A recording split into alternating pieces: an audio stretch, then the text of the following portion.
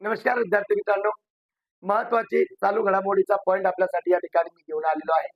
2026 मध्ये जी ब्रिक्स संघटना आहे, या ब्रिक्स संघटनेचं अध्यक्षपद आपल्या भारताकडे आलेलं आहे. या ब्रिक्स संघटनेविषयी आपल्याला या ठिकाणी महत्वाची गोष्ट जाणून घेणं आहे.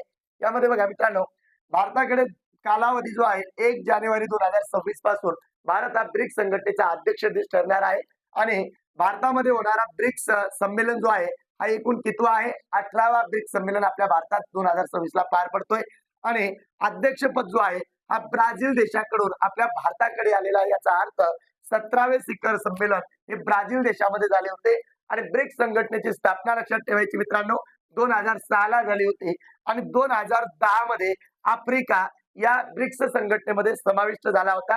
सध्या जर बघितलं आपण तर यामध्ये एकूण सदस्याची संख्या किती आहे? 10. याच्यामध्ये 5 मूळ देश होते. मूळ कोणते देश होते? ब्राझील, रशिया, भारत, चीन आणि दक्षिण आफ्रिका. आता नव्याने समाविष्ट देश सुद्धा आपल्याला लक्षात ठेवायचा आहे. नव्याने 2024 ला 5 देश त्याच्यामध्ये समाविष्ट करण्यात आलेले आहे. Egypt, Ethiopia, Iran, Saudi Arabia, संयुक्त अरब अमिराती ज्याला आपण UAE म्हणतो आणि ही ब्रिक्स संघटना जागतिक जीडीपीच्या 45% जीडीपी आहे आणि जागतिक लोकसंख्येच्या 50% लोकसंख्या या ब्रिक्स संघटनेमध्ये असते. अशा पद्धतीची माहिती जाणून घेण्यासाठी चॅनलला लाईक करा, फॉलो करा आणि जास्तीत जास्त शेअर करा. जय हिंद.